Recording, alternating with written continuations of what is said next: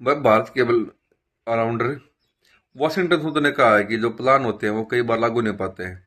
तो भाई सोमवार को जब भारतीय टीम बल्लेबाजी कर रही थी तो उस समय ऋषभ पंत और मार्को यानसन में एक बात सेम थी जो कि बिल्कुल सही थी।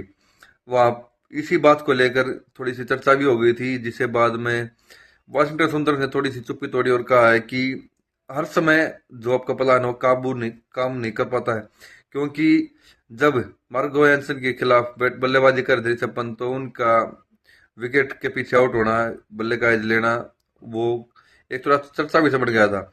अगर किसी दिन, अगर कल वो एज ना लगता और वो गेंद स्टैंड में जाती तो आप ही लोग तालियां बजा रहे होते हैं और उनकी तारीफ करते हैं कि पंत मतलब दुनिया का सबसे बढ़िया बल्लेबाज है, उसका खेलने का तरीका यही है।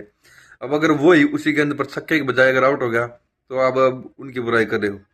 तो ऐसा नहीं है कि हर बार आप जो चाहते हो वो आपको प्राप्त हो जाता है, कई बार आपको उसका उल्टा परिणाम भुगतना पड़ता है।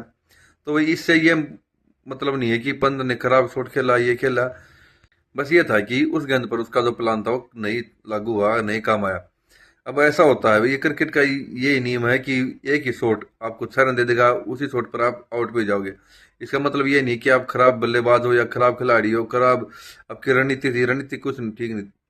ये नहीं है कि रणनीति गलत बनाए थे। कोई भी खिलाड़ी अपने लिए खेलता है, सबसे पहले अपने देश के लिए खेलता है और अपने लिए खेलता है कि वो अपने अपने लिए तभी खेलेगा जब वो वहां पर खड़ा रहेगा, रन बनाएगा या फिर गेंदबाज है तो विकेट लेगा। तो इसी का आधार पर उन्होंने कहा है कि ऐसा नहीं था कि जो पिच थी बहुत खराब थी और उस पर उन्होंने ऐसा शॉट खेला।